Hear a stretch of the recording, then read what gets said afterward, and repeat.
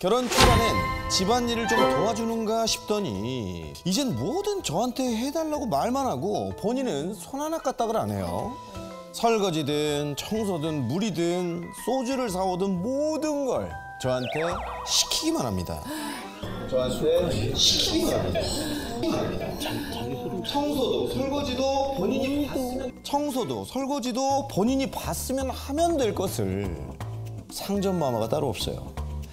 김창옥 선생님을 좋아해서 선생님 말이면 들을까 해서 신청을 합니다. 네. 라고 보내주셨어요. 네, 근데 듣자마자 지금 많은 우리 아내분들 지금 공감을 하고 계십니다. 지금 저도 듣자마자 예, 조금 남일 같지 않은데 아내분 혹시 어디 계신가요? 여기. 네네. 우리 아내분 옆에 계신 분이 그 문제의 상전마마신 거잖아요. 예. 근데 진짜 오랜만에 들어본 게 저 술심부름 저 할머니한테 옛날에 예, 아빠가 할머니나 할아버지가 500원씩 주면은 저 다녀왔었거든요. 꼬맹이 때. 집안일은 뭐 떠나서 소주 심부름도 물론 이제 본인이 이제 퇴근을 하면서 본인이 이제 주차를 하고 바로 그냥 들어오기 전에 술을 사오면 되는데 밥을 다 차려놓고 하면 자기야 내 소주는 야, 잠깐만. 그래서 급하게 분주해지신 것 같습니다. 근데 이게 좀 이해가 안 가는 게 저는 오히려 아내분께서 그러면 이걸 왜 나를 시켜 본인이 해야지 이거 본인이 한 건 본인이 해야 되는 거 아니야 이렇게 말을 해보시지.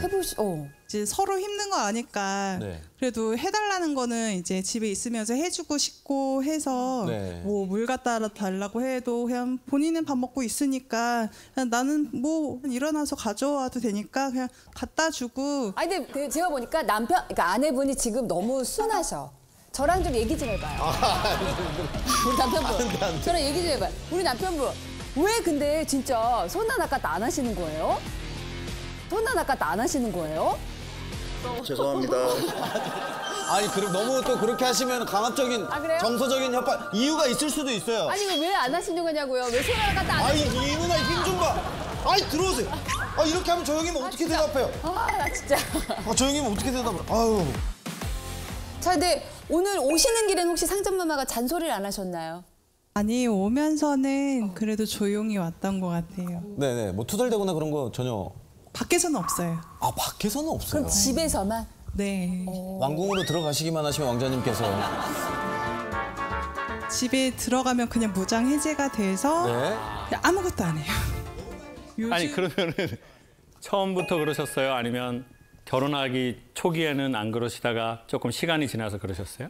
예전에 초반에는 안 그랬어요. 초반에는 설거지도 이제 내가 할 때가 있고 이제 본인이 할 때가 있고 했는데 어느 순간부터 점점점 이제 저만의 일이 된 거죠. 아니 그러면 제가 여쭙고 싶은 건 남편분이 평상시에 제 강연을 가끔 들으시는 거예요? 네, 너무 좋아요. 그래요? 근데 왜 들었는데 변화가 없죠? 원래 들으면 조금씩 변하거든요. 강의 듣고 울기도 하고 정말로. 진짜. 형님 진짜 재밌는 분이셔. 그러면은 우리 남편분은 언제부터 제가 하는 강연을 좀 보통 보신 거예요? 한 3년 정도. 3년 정도. 꽤 오래 보셨네. 그러면 본인이 스스로 생각하기에 내가 전에는 되게 힘도 있고 의욕도 되게 많고 내가 되게 좀 팔팔하고 그랬는데 이게 딱 꺾이네. 그런 걸 느낀 적이 있으세요? 뭐 몸이나 의욕이나 이런 게? 매 순간 그랬고 그래서 교수님 강의를 받던 것 같습니다. 그래요? 그걸 누군가한테 이렇게 아내분이나 다른 사람한테 드러내거나 그러진 않으셨어요? 표출이라면 아까 말했던 우는 정도 말고는 크게 없었던 것 같아요. 우는 거 외에? 네네. 그걸 아내분은 다 알고 있었나요? 일부는 알고 일부는 모르고. 그 당시에는 이제 만난 지 이제 같이 동거한 지 6년 차거든요. 근데 그 전에는 이제 100%다 알진 못했고 얘기도 못했고 그런 사항들이 있었죠. 근데 지금은 알고 있을 거예요. 그때 제가 어떤 상황이었는지. 그 얘기를 할 만한 친구나 선배나 부모님이나 뭐 종교나 그런 게 선생님한테 있었나요? 안타깝게도 없었어요. 네. 맞네. 그래서 아내한테 위로받고 싶어. 아마 제가 생각하기엔 사실은 뭐 술을 사오고 밥을 뭐 하고 분리수거하고 사실 이것의 이야기가 아니라 그 전에 뭔가가 있는 것 같아요, 우리한테. 자기가 살다가 좀 힘이 없고 좀 밖에서 뭐 안 좋은 일이 있어요. 그렇다고 집에 가서 자기 아내한테 자기야, 내가 오늘 이런 일이 있었는데 나 너무너무 힘들고 나 솔직히 그리고 이 일 못할 것 같아. 나 진짜 그만두고 싶어. 안 하고 싶어. 그렇게 얘기할 수 있는 남자가 없어요. 아마 없을 거예요. 네, 절대 없어요. 그럼 왜 그 얘기를 안 하겠어요? 일단 첫 번째, 얘기한다고 해서 문제가 해결되는 게 아니고, 그리고 두 번째, 괜히 이 사람 걱정만 시키고, 그러니까 이걸 할 이유가 없잖아요. 그래서 뭐 저는 뭐 유치하게 남자라서 남자의 편을 들고 뭐 그렇지는 않습니다. 근데 제가 보기에 상대적으로 여성들은 그것이 생길 때 그걸 외부 세계와 얘기하는 분들이 꽤 많더라고요. 뭐 종교를 믿어버려. 맞아요. 뭐 종교를 믿어. 우린 얘기를 좀 해. 상담도 하고. 근데 남자들은 자기가 힘들다라는 것을 일단 잘 몰라요. 그러니까 누가 자기가 힘든지를 아냐면 위로를 받아보고 사랑받아보고 격려 받아본 자가 자기의 컨디션이 안 좋다는 걸 알아요. 근데 그 컨디션이 좋아보지 않은 사람은 자기가 뭐가 문제인지 어디가 아픈지 굳어 있는지 아무것도 몰라요. 근데 특별히 책임감 강한 사람은 더 몰라요. 나 책임감이 있어. 나 내가 일해야 돼. 곧 죽어도 해야 돼. 그리고 남한테 피해 끼치기 싫어. 이제 그런 남자일수록 그런 여성일수록 자기가 점점 쌓이는 걸 모르는 거죠. 그리고는 어느 한 임계점에 딱 도달하면 훅 꺼지거나 폭발하거나 사라지고 싶거나 아니면 극단의 무기력증에 빠지는 것 같아요. 그런데 너무 고맙게 아내분이 그걸 받아주는 거예요. 근데 밖에서는 안 그런다고 그랬잖아요. 그러면 지금도 밖에서는 철저하게 역할 연기를 잘 하고 있다는 거거든요. 정신 딱 차리고 밖에서는 그러셨어요? 뭐 더 웃고 막 안녕하세요? 뭐 더 잘하고. 그러니까 여자분들은 아니 저희 남편이 밖에서는 잘하고 나한테 잘해야 되는 거 아니야? 이중인격자 같은 놈. 내가 자기랑 사는 사람인데? 여성분들은 이 논리가 당연히 나올 수밖에 없잖아요. 근데 이제 이 남자는 계속 역할 연기를 충실하게 해내고 있는 거거든요. 그리고는 아까 집에 들어오면 이제 이게 탁 무장이 버튼이 눌러지면서 훅 하고 꺼질 거예요. 그리고는 아무것도 하고 싶지가 않아. 근데 너무 고맙고 미안하지만 아내가 또 받아주는 거예요. 그러니까 기댈 사람은 이 사람밖에 없는 거예요. 누구의 자잘못을 떠나서. 그럼 그냥 내가 안고 하는 거지 뭐. 얘기할 사람도 별로 없고. 계속 센 척만 하고. 우리 아들 괜찮아? 엄마 나 괜찮아. 별일 없어? 아니 내가 별일 없지. 뭐 별일 있어 엄마. 별일 없어. 괜찮아. 뭐가 괜찮아요? 안 괜찮은데. 어느 날 보니 소년보다 더 여린 그 소년은 이제 머리가 하나둘씩 빠지고 다 나보고 아저씨라고 부르는데 난 사실 되게 약하고 여린데 이거를 직면하는 순간 더 무너질 것 같고 그럼 나는 아무 문제 없는 척을 해야 되는데 그러니까 밖에 가서는 아무 문제 없는 척 열심히 일을 하고 역할 연기를 수행하고 그러면 집에 와서도 연기를 하려면 죽어버리거든요. 그러니까 집에 오면 그냥 훅 꺼져버리겠죠. 손가락 하나도 안 움직이려고 하겠죠.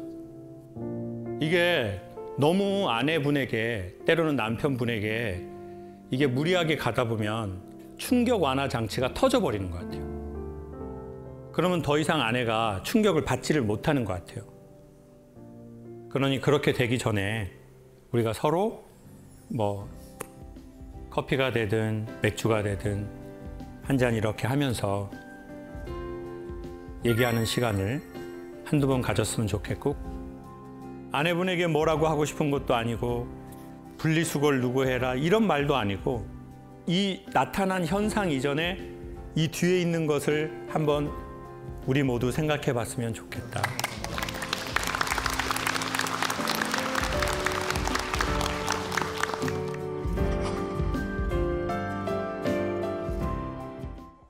(16년을) 같이 살았는데 남편과 둘이 있는 게 왜 이렇게 어색할까요?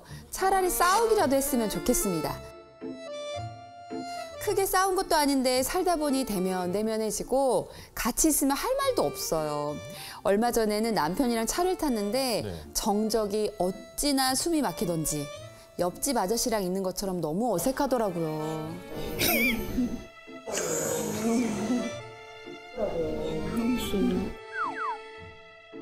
고작 몇 분 거리인데도 도저히 참을 수가 없어서 결국 라디오를 켰습니다. 어떻게 해야 부부 사이에 정적 대신 화기애애한 대화가 오갈 수 있을까요? 라고 보내주셨습니다.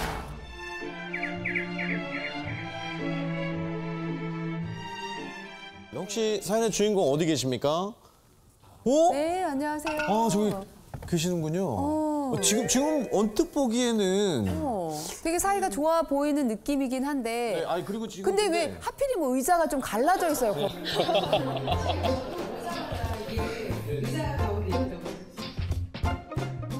저도 오자마자 이게 의자가 가운데 있더라고요. 그래서 하필 저희 사연이 이런데 또. 근데 지금도 굳이 남편분 몸을 이렇게 비스듬하게 해서 이렇게 아내랑 떨어진 느낌인데 이렇게. 편하게 이렇게 앉으셔도 되는데 굳이. 예. 정성이 없이 떨어진다라는 이상한 의식적 불안감. 그래서 좀 자기 음식이 최고야 이런 것들. 내 이건 맞다 내 식이래. 근데 질문이라서 어디 조금 더 잘해지는데요. 어떤 질문이? 떨어지려고 하는 이유가 있으신가요? 남편분 마이크 좀 잡고 얘기해 주세요. 아, 몸이 그냥 자동으로 그쪽으로 가가지고 피해주는 건데요. 자동으로 그쪽으로 가가지고 피해주는 건데요. 몸이 그냥 자동으로 그쪽으로 가가지고 피해주는 건데요. 근데 오시는 길은 어떠셨습니까? 저희 인천에서 오는데 올 때도 그냥 본인 운전에 집중하고 본인 이거 뭐지 이거 이렇게 블루투스 끼고 그렇게 왔어. 블루투스 끼고 그렇게 왔어. 블루투스를 끼고 운전을 하신다고요?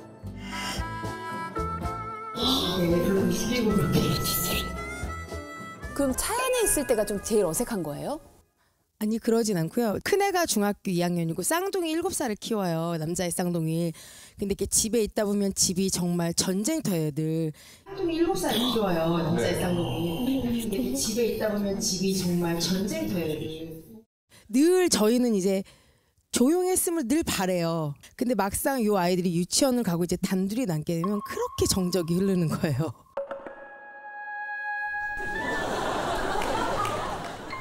제일 최근에 그러면 두 분 데이트했을 때가 언제예요? 오늘이요. 또 여기 오는 길. 영화를 보러 가도 애기들이 무조건 함께 있으니까 둘이 있을 때는 이제 오늘이 정말 네 인천에서 여기까지 오는 길이 데이트였던 거지. 아니 혹시 아내분이 조금 어색해한다는 이 사실을 알고 계셨어요? 아니, 평소에도 제가 말이 없어가지고요. 아, 평소에도. 그럼 연애할 때는 어떻게 대화를 했어요?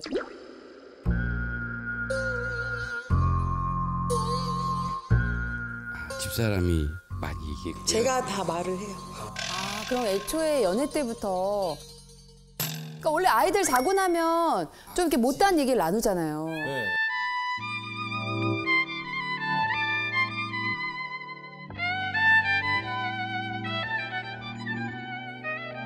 제가 좀 일찍 자는 편이라 아이들하고 같이 자요. 몇 시? 9시에 같이 주무시는 거예요? 아, 세상에. 혹시 애들 몇 시에 자요? 9시 뭐 10시 이렇게 자요. 아, 3시간 느려요. 네네. 6시에 자야 돼.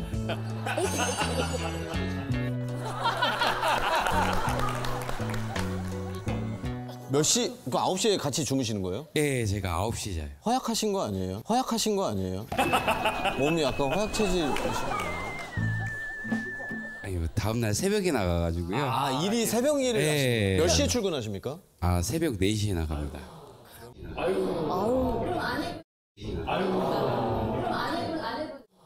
그럼 아내분은? 저도 출근을 해요. 아, 그럼 패턴이 아예 다르시군요. 네네 뭐 그렇죠. 네. 와, 이렇게 꽤 오랜 시간 흘렀으면은 선생님 조금 이해가 되기는 하는 것 같아요. 그러니까 이게 저도 사실 걱정하는 부분이 그래요. 그래도 이제 어느 날 우연히 시간이 딱 나서 그치, 만들죠. 둘이 딱 있게 되면 좋지 않아요? 물론 좋을 때도 있죠. 좋을 네. 때도 있는데 네. 네, 좋을 때도 있어요. 좋을 때도 있는데 이게 이제 아까 얘기 들어보니까 도파민 얘기하셨잖아요. 그래서 신랑과 저랑 우리는 도파민이 바닥났나 보다. 이제 그 얘기를 했거든요. 그래서 초반에는 나오셨나요? 어떠셨어요? 초반엔 넘쳐 흘렀을 거예요. 넘쳐 흘렀을 텐데 근데 쌍둥이 낳고 이 육아에 집중을 하다 보니까 이게 그럼 이제 그래도 꽤 쌍둥이 낳기까지 되게 막 이렇게 열정적인 그 시기가 있었네요. 열정적이었으니까 쌍둥이가 나왔겠죠. 네. 아니 근데 저는 이제 우리가 요 표면적인 이야기보다 조금 근원적인 얘기를 서로 생각해 보고 싶은데 대한민국은 결혼을 하면 자기의 이름이 좀 없는 나라 같아요. 그럼 누구만 있어요? 아빠 역할, 남편 역할. 그럼 계속 역할은 늘어나요. 그리고 자기 이름은 없어. 그러니까 남자들이 계속 눌리는 거예요. 그리고 속으로 또 미안해해요. 자기가 그렇게 못 해주는 거. 그러면서 자기를 자책해. 아이씨, 남의 집 귀한 딸 데리고 와가지고 그렇게도 못 해주고.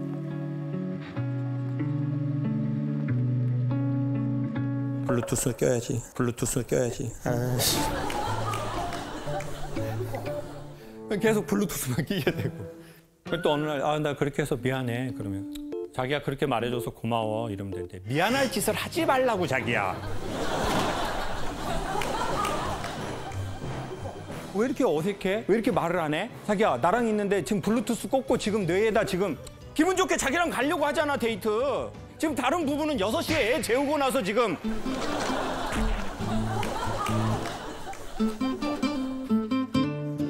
근데 그거를 말하는 게 아니라 그러면 저 남편에게, 저 아내에게 우리의 이름이 좀 있게 살았냐는 거예요. 근데 어느 날 보면 지난 아마 한 10년 가까이, 5년 가까이 우리의 이름이 없이 우리는 우리의 역할로만 살았을 거래요. 그러면 자기의 이름이라는 건 뭐냐? 저와 여러분이 이름을 보통 우리의 부모가 지으셨잖아요. 근데 그때 이름을 짓는 원리는 되게 간단하게 소망을 담아서 보통 2자를 짓는 겁니다. 창성할 창에 구수로.